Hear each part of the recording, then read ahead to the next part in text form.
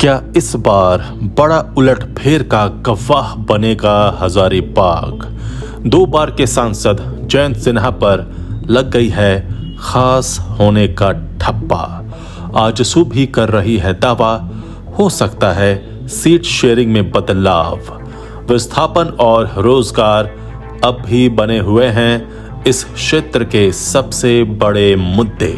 नमस्कार, आजाद सिपाही विशेष में आपका स्वागत है। मैं हूं राकेश सिंह। हजार बागों का शहर हजारीबाग का प्राकृतिक माहौल जितना सुरमय और शांत है, यहाँ की राजनीति उतनी ही चंचल और शोरगुल वाली है। हजारीबाग झील के अलावा वन्य जीव अभयारण्य, कैनरी पहाड़ी और रजरप्पा के अलावा प्रकृति की गोद में बसे कई अन्य पर्यटक स्थलों पर लोग जहां शांति का अनुभव करते हैं, वहीं हजारीबाग संसदीय क्षेत्र में राजनीतिक दलों की गतिविधियां अक्सर हंगामेदार होती हैं। इस लोकसभा सीट के अंतर्गत 5 विधानसभा सीटें बरही, बड़कागांव, रामगढ़, मांडू और हजारीबाग आती हैं। हजारीबाग संसदीय क्षेत्र में इस बार का चुनावी परिदृश्य पिछली बार की तरह एक तरफा नहीं दिख रहा है। इसका खास कारण यह है कि यहां से पिछले 2 बार सांसद चुने गए जयंत सिन्हा पर खास होने का ठप्पा लग गया है। सुदूर क्षेत्र के मतदाताओं का कहना है कि उनके क्षेत्र में वे कम ही देखे जाते हैं। हाँ, हजारीबाग और रामगढ़ के शहरी क्षेत्रों में जरूर उनके कार्यक्रम होते हैं। यहाँ उलटफेर का दूसरा संकेत यह मिल रहा है कि भाजपा की सहयोगी आजसू इस बार हजारीबाग सीट पर दावेदारी कर रही है और चाहती है कि गिरिडीह के बदले उसे यह सीट दी जाए। यदि एनडीए के भीतर सीट शेयरिंग का यह नया फॉर्मूला लागू हो गया तो यह बड़ा राजनीतिक घटनाक्रम होगा। हजारीबाग में मुद्दों की कमी नहीं है। यहाँ सबसे बड़ा मुद्दा विस्थापन, जमीन अधिग्रहण और रोजगार है, जिसकी बात लोग अक्सर करते मिल जाते हैं। क्या है हजारीबाग संसदीय क्षेत्र का माहौल और क्या है यहाँ के मुद्दे बता रहे हैं आजाद सिपाही के विशेष संवाददाता राकेश सिंह। हजारीबाग संसदीय क्षेत्र झारखंड के 14 लोकसभा निर्वाचन क्षेत्रों में से एक है। इस लोकसभा सीट में 2 जिलों रामगढ़ और हजारीबाग के कुछ इलाकों को शामिल किया गया है। यह क्षेत्र प्रकृति की गोद में बसा हुआ है और बहुत खूबसूरत है। झारखंड की इस हाई प्रोफाइल सीट पर इस बार भी सियासी संग्राम रोमांचक होने के आसार हैं। भाजपा जहां अपने इस मजबूत गढ़ को बचाने के लिए हर संभव कोशिश कर रही है, वहीं जयंत सिन्हा हैट्रिक बनाकर नया इतिहास लिखने की जुगत में है। लेकिन भाजपा की सहयोगी आजसू पार्टी की इस सीट पर दावेदारी ने उनकी मुश्किलें बढ़ा दी हैं। हजारीबाग क्षेत्र का चुनाव परिणाम उलटफेर भरा रहा है।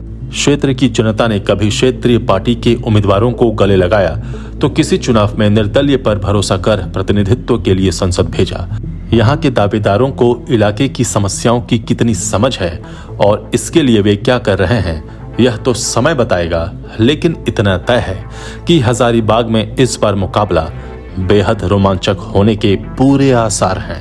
हजारीबाग लोकसभा क्षेत्र का प्रतिनिधि चुनने के लिए 2 जिलों के मतदाता वोट देते हैं। इस लोकसभा क्षेत्र के तहत 5 विधानसभा क्षेत्र आते हैं। इनमें से हजारीबाग, बरही और बड़कागांव विधानसभा क्षेत्र हजारीबाग जिले के तहत आते हैं, जबकि रामगढ़ और मांडू रामगढ़ जिले में हैं। इनमें से बरही और बड़कागांव सीट कांग्रेस के कब्जे में है, 2 सीट भाजपा के कब्जे में है और रामगढ़ सीट आजसू के पास है। हजारीबाग संसदीय सीट पर मतदाताओं की संख्या करीब 15.48 लाख है।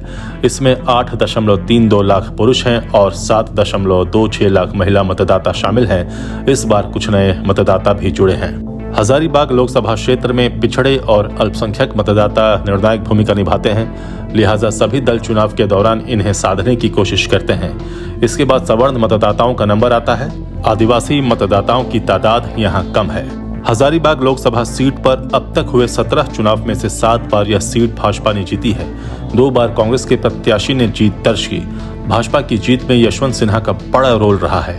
वह 3 बार यहां से सांसद चुने गए। फिलहाल यहां से उनके बेटे जयंत सिन्हा भाजपा से सांसद हैं 1989, 1991, 1996, 1998, 1999, 2004, 2009, 2014 और 2019 के चुनाव में कांग्रेस यहां से नहीं जीत सकी। मात्र 2 बार 1971 और 1984 में कांग्रेस ने सांसद दिया। ऐसा 8 बार के चुनाव में हुआ जब कांग्रेस प्रत्याशी दूसरे नंबर पर रहे। 1991 और 2004 में भारतीय कम्युनिस्ट पार्टी ने यहां से जीत दर्ज की, जबकि 1977 में भारतीय लोकदल के सांसद चुने गए थे।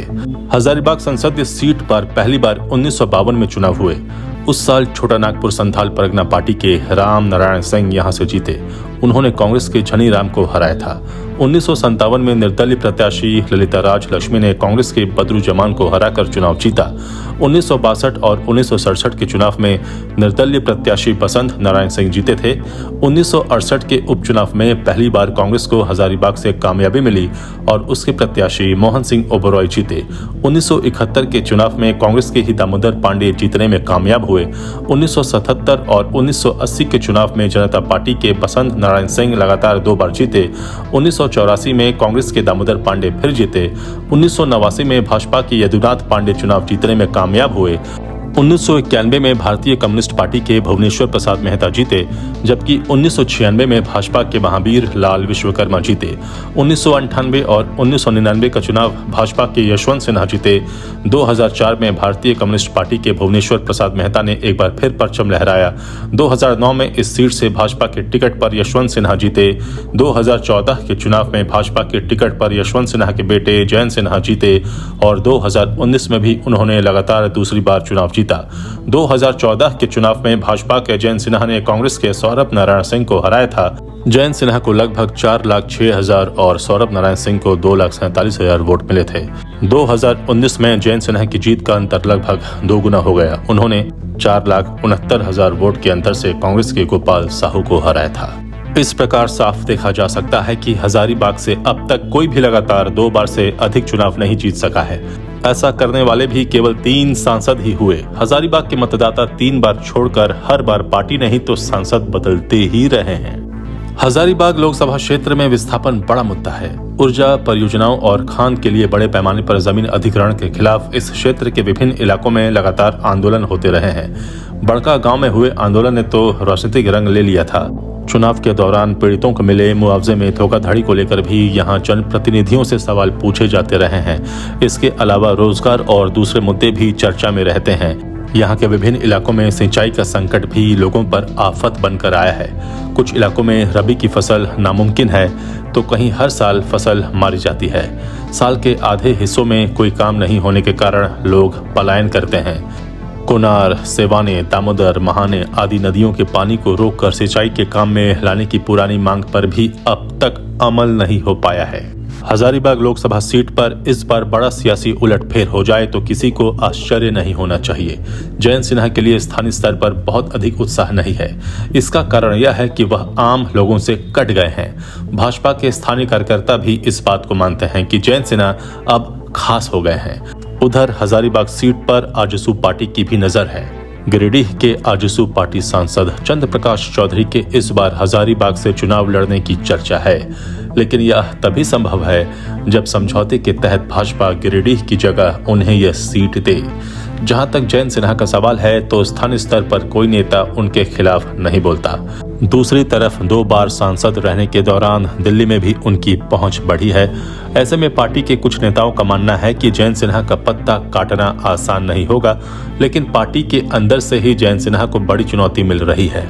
हजारीबाग सदर के भाजपा विधायक मनीष जायसवाल, मांडू विधायक जेपी पटेल और पूर्व विधायक मनोज यादव की ओर से भी दावेदारी पेश की जा रही है। पूर्व सांसद यदुनाथ पांडे भी ताल ठोक रहे हैं। जयंत सिन्हा के पिता यशवंत सिन्हा ने प्रधानमंत्री नरेंद्र मोदी के खिलाफ बार बार हमला बोला है। राजनीतिक गलियारे में यह बात चर्चित है कि नरेंद्र मोदी का विरोध करने के लिए उन्होंने टीएमसी का दामन थामा था। राष्ट्रपति के चुनाव में वे विपक्ष के उम्मीदवार बने। कहा तो यहाँ तक जाता है कि उन्हीं के कारण शत्रुघ्न सिन्हा ने भाजपा को छोड़ा। यशवंत सिन्हा के नरेंद्र मोदी के खिलाफ आक्रामक रवैये का असर भी जयंत सिन्हा पर पड़ रहा है। हजारीबाग सीट को लेकर भाजपा और आजसू पार्टी में जहां अपनी अपनी दावेदारी पेश की जा रही है, वहीं विपक्षी गठबंधन में कांग्रेस की दावेदारी मजबूत मानी जा रही है।